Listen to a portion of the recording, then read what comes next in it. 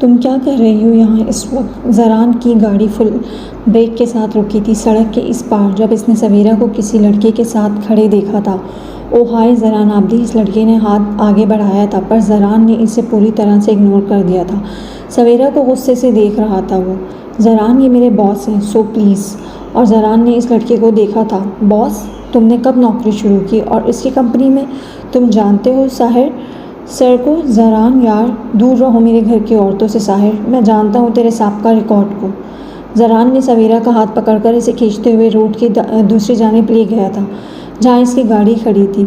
ज़रान, हाथ छोड़ो, भिगा दिया तुमने मुझे, कम से कम बारिश में ऐसे क्यों खींच रहे? सवेरा की बात सुनकर ज़रान ने अपना कोट उतारकर इसकी जानिब फेंका था। पहन लो इसे, गाड़ी में बैठो। इतना तुम्हें मौसम में भीगने का डर था तो चादर के बगैर ना निकलती घर से।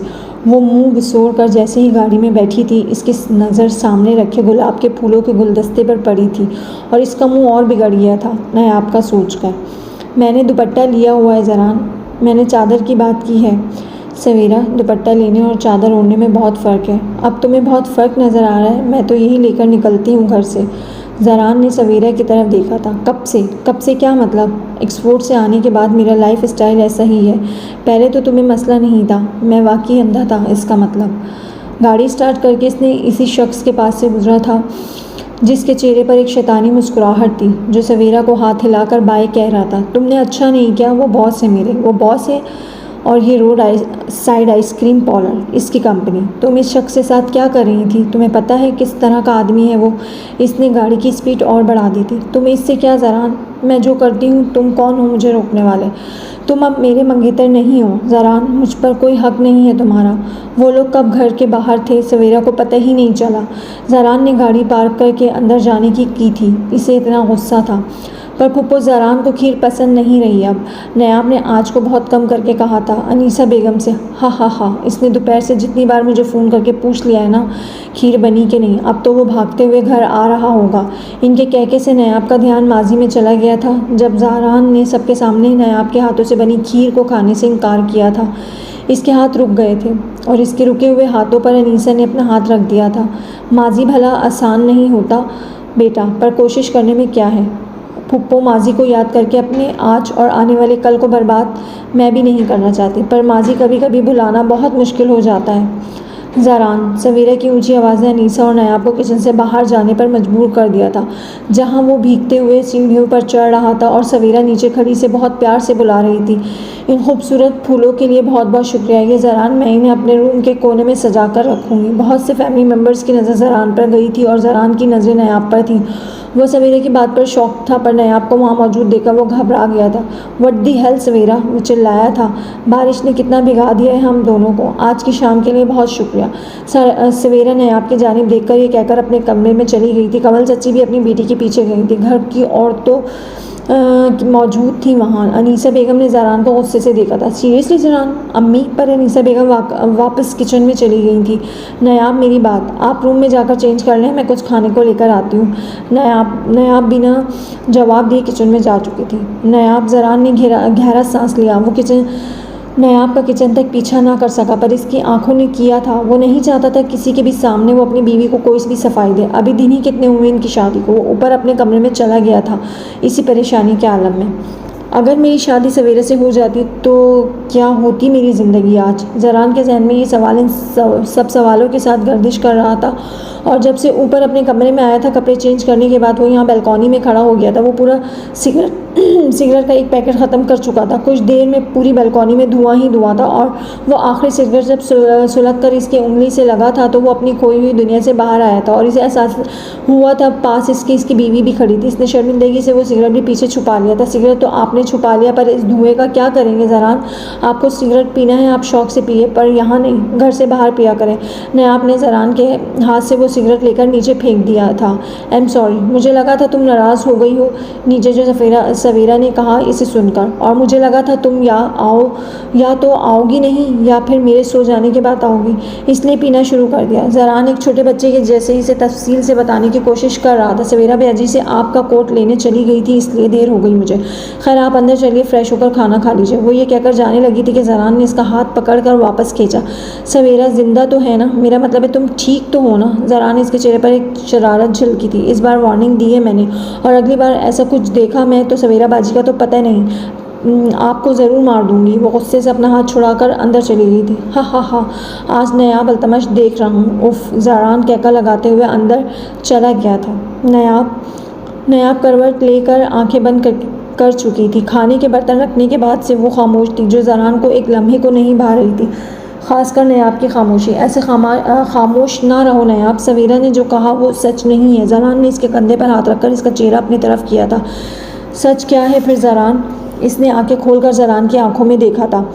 वो मुझे ऑफिस से घर आते वक्त रोड पर नज़र आई थी किसी गैर मर्द के साथ। मैं इसे बस घर लेकर आया था। वो फूल मैंने तुम्हारे लिए लिए थे, गाड़ी में रखे थे तुम्हें देने के लिए नयाब। ज़रान ने अपना हाथ नयाब के चेहरे पर रखकर अपनी बात मुकम्मल की थी। पर क्यों? क्या मतलब क्यों नयाब? सवेरा बाजी ने भी यही सवाल पूछा मुझसे। मुझे कहा कि क्यों आपको बुरा लगा इनको किसी और के साथ देखकर? क्यों आप इतने पॉजिटिव हो गए? क्या आपके दिल में कोई? ज़रान ने इसके होंठों पर अपना हाथ रख दिया था।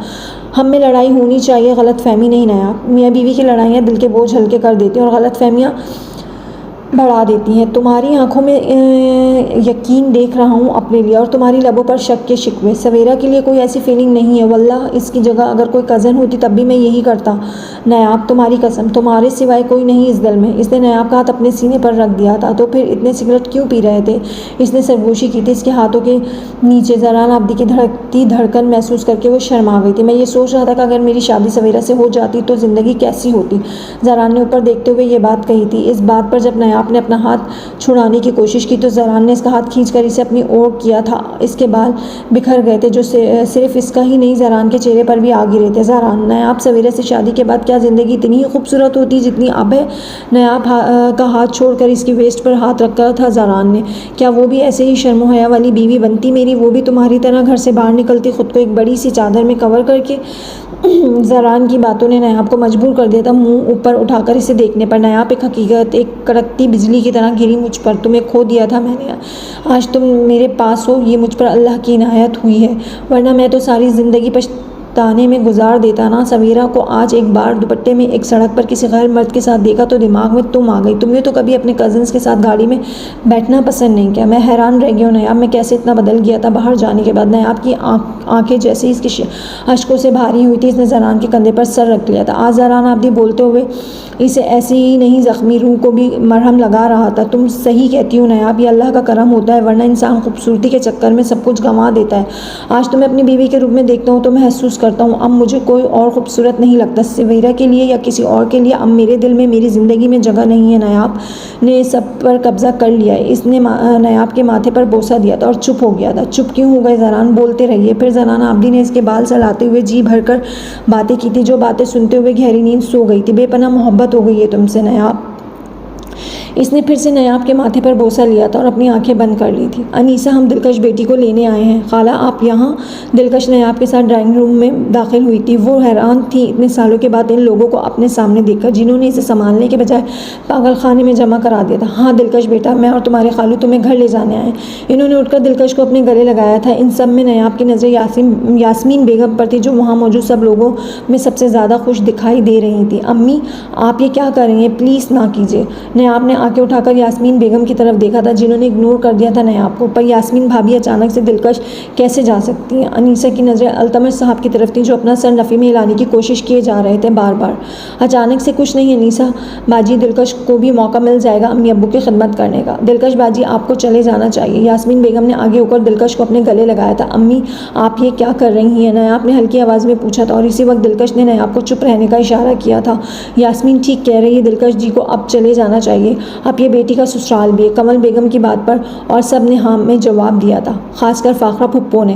दिलकश की अगर नीयत ख़राब ना हुई हो छोटी बहन को देखकर, मेरे ख्याल से अब तुम्हें चले जाना चाहिए, क्योंकि अब ये तुम्हारी बेटी का ससुराल भी है। फाखरा ने जैसे ही कहा था, अल्तमश साहब अब गुस्से से अपनी बहन को देख रहे थे। इनको तो कोई देख ही नहीं रहा था, वो इतना बेबस महसूस कर रहे थे। पर जब दिलकश की नज़रें इन पर पड़ी थी, इनकी आंख से एक आंसू गिर पड़ा था। वो बेबसी से दिलकश को नफ़ी में सर हिलाकर मना कर रहे थे और दिलकश ने आंखें बंद कर ली थी। मैं आपके साथ जाने को तैयार तैयार हूँ, आप कहीं नहीं जा रही, ये घर आपकी बेटी का ससुराल नहीं, आपके बेटे का घर है, आप कहीं नहीं जाएंगी। जरान ने अपने ऑफिस का बैग दरवाजे के पास रख दिया था और अपनी टाई लूज़ करके सामने खड़ा हो गया था। इन दो लोगों के जो दिलकश की बात सुनकर खुशी से फूले नहीं समा रहे थे, अब इनकी खुशी गायब हो गई थी जरान की बात सुनकर। पर बेटा, मैं बात कर रहा हूँ अम्मी। अनीसा बेगम तो खामोश हो गई थी। इसी वक्त यास्मीन बेगम ने नयाब का हाथ पकड़कर इसे जरान की तरफ जाने का इशारा किया था। नयाब अटक कर रह गई थी दोनों तरफ से। वो समझ नहीं पा रही थी क्या करे, अपनी एक माँ को बेच दे दूर या अपनी एक माँ को मरते हुए देखे। इसे पता था यास्मीन बेगम अपने साथ कुछ गलत ना कर बैठे। जरान बेटा, दिलकश की यहाँ क्या जगह है, अब नयाब की शादी हो गई, आप इन्हें भी जाने दो। फ़ाखरा फुप्पो ने बहुत प्यार भरे लहजे में कहा था। फुप्पो, ये कहीं नहीं जा रही, मेरी माँ बन गई हैं अब ये मेरी और नयाब की शादी के बाद, जैसे मेरे माँ बाप नयाब के लिए। दिलकश मोमानी, आप कहीं नहीं जा रही हैं। और आप लोग, आप इस वक्त कहाँ थे जब ये यहाँ नहीं थी, बाहर के मुल्क थी। दिलकश की दूसरी शादी के बाद वो हमारी जिम्मेदारी नहीं थी। वो खातून जो कुछ देर पहले ख़ुद को दिलकश बेगम की खाला कह रही थी, एकदम से गुस्से से बोली थी। अच्छा, अब भी ये आपकी ज़िम्मेदारी नहीं है। जरान बेटा, मेरा यहाँ रहना नहीं बनता, मैं खाला के साथ जाना चाहती हूँ, आप नहीं जा रही कहीं भी। नयाब ने बंद आंखें खोल कर गहरा सांस लिया था और जरान को मुखातिब किया था। जरान, आपको अम्मी के मामले में मदाखलत नहीं करनी चाहिए। जरान के साथ साथ बाकी सब भी चुप हो गए थे। जब किसी बड़े ने जरान की बात को नहीं टोका तो नयाब से भी जरान को ये उम्मीद नहीं थी। मैंने कहा था कोई नहीं बोलेगा नयाब, ये यहीं रहेंगी। वो यहाँ नहीं रहना चाहती, जाना चाहती हैं, आप कैसे रोक सकते हैं। वो जरान के सामने आकर खड़ी हो गई थी। मैं फ़ैसला कर चुका हूँ नयाब, और आप कैसे अकेले ये फ़ैसला कर सकते, किसने हक दिया। मैं फ़ैसला कर सकती हूँ क्योंकि तुम मेरी बीवी हो और ये अब मेरी ज़िम्मेदारी है। नयाब, आज के बाद मेरे फ़ैसलों में मदाखलत मत करना। मैं इस घर के फ़ैसले करने का हक़ रखता हूँ, बड़ा बेटा हूँ मैं। इसने नयाब को दूसरी नज़र नहीं देखा था और इस बेइज्जती के बाद वो इस कमरे से चली गई थी। जरान बेटा, मैं यहाँ रहना नहीं चाहती, आप यहीं रहेंगी। हाँ, रख लो तुम, और कल को तुम दिलकश की शादी भी अल्तमश भाई से करवाने की बात करोगे। यास्मीन बेगम ने आग बगोला होकर पूछा था। इनकी बात पर सब शौक थे। ये आप क्या कह रही हैं यास्मीन भाभी, वो कैसे शादी कर सकती हैं, कुछ खुदा का खौफ खाएं एक बहन के निकाह में होने के बाद। अनीसा ने अपने गुस्से का इजहार किया तो दिलकश बेगम का सर झुक गया था अपनी बहन के इल्ज़ाम पर।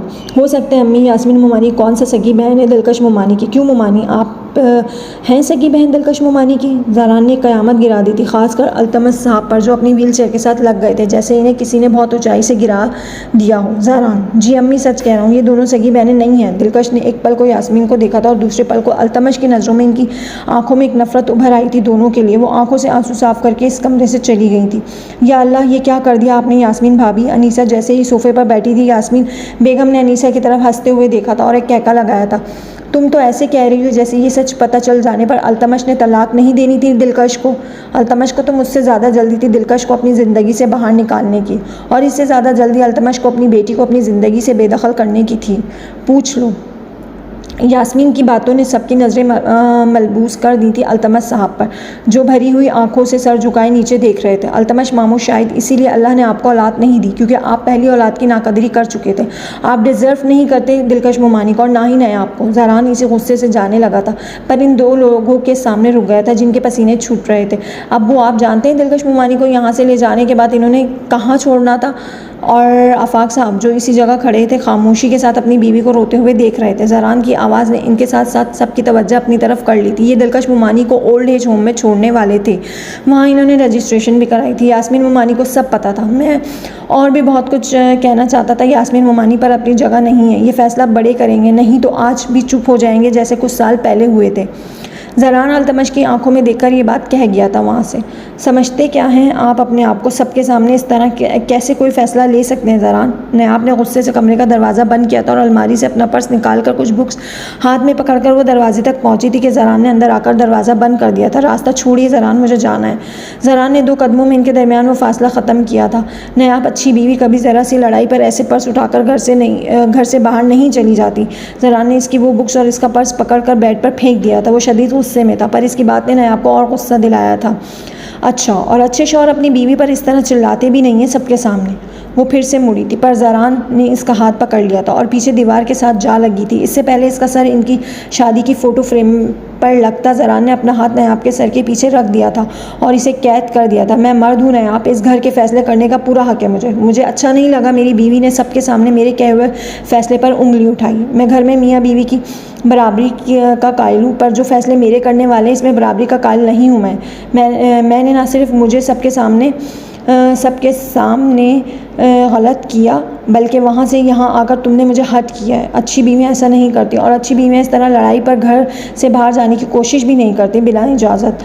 ज़रान का ये सख्त लहजा वो आज देख रही थी। सुबह तक सामने खड़े शख्स को इतने अच्छे मूड में इसने ऑफिस भेजा था, और अब इसे लग रहा था ये रोमांटिक शौहर था ही नहीं। और जो आपने नीचे किया वो जस्टिफाई कर सकते हैं आप? मेरा क्या इमेज रह गया नीचे जिस तरह आपने मुझसे बात की सबके सामने? अच्छे शौहर चार दीवारी में बीवी को इज़्ज़त ना दें, पर सबके सामने बीवी को इस तरह इंसल्ट करके वो अपनी बीवी को अपने ख़ानदान में ना सिर्फ डिग्रेड करते हैं, बल्कि फ़ैमिली के बाकी लोगों को भी मौका देते हैं इनकी बीवी को डिग्रेड करने का। और मैं यूनिवर्सिटी जा रही थी, नीचे अम्मी से अनीसा पुप्पो से पूछ कर जाने वाली थी मैं। ज़रान वो लड़कियां होती होंगी जो छोटी छोटी लड़ाइयों में घर से बाहर जाती होंगी। नायाब ने फिर से ज़रान को आहिस्ता से पीछे करने की कोशिश की थी।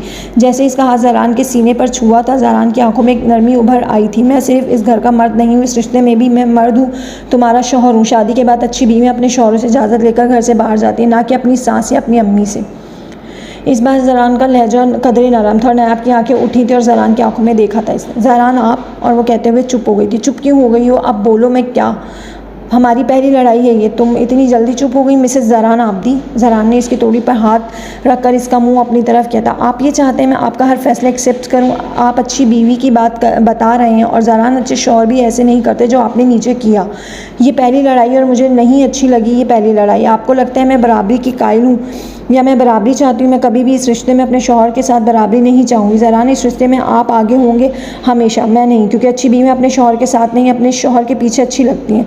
मैं रिश्ते में बीवी ही रहना चाहती हूँ। आपको नीचे वो फैसला लेने से पहले एक बार मुझसे पूछना चाहिए था। वो मेरी माँ है, मैं नहीं चाहती इन्हें सब बुरी नज़रों से देखें। जो इज़्ज़तदार खातून है ज़रान, कल को जो इल्ज़ामात यहाँ इन पर लगे हैं वो आप नहीं जानते। ज़रान के चेहरे पर एक मुस्कान आई थी और नायाब की लास्ट बात पर वो फिर से तैश में आया था। मैंने नीचे भी कहा था दिलकश मुमानी अब मेरी माँ है, तुम नहीं है वो मुमानी आपकी। तलाक दे चुके थे आपके अल्तमश मामू ने। नायाब ने पूरी तरह से ज़रान को पीछे धकेल दिया था, और जब वो कुछ कदम पीछे हुआ तब नायाब को एहसास हुआ था इसने क्या किया था ज़रान और पीछे हो गया था। शादी से पहले इसे सब मंजूर था, पर शादी के बाद इस तरह का बर्ताव इसे कबूल नहीं था। नायाब अपने दोनों हाथों की तरफ देख रही थी जिसे इसने पीछे धक्का दिया था। इसने नज़रें उठाकर फिर से ज़रान की तरफ देखा था। ज़रान, तुम मुझे दिल से तस्लीम कर भी रही हो या नहीं नायाब? वो तुम्हारी माँ है तो मेरी भी हुई, पर तुम नहीं चाहती ना मैं किसी भी काम आऊँ। तुम अभी भी वही नायाब अल्तमश हो जो किसी का कोई एहसान नहीं लेना चाहती। ना, मैं तो तुम्हें अपना मान चुका हूँ हमारे निकाह के बाद। अब तुम कब अपनी अना ख़त्म करोगी नायाब? नहीं ज़रान, मैं। और ज़रान वहाँ से इसकी बात सुने बगैर चला गया था।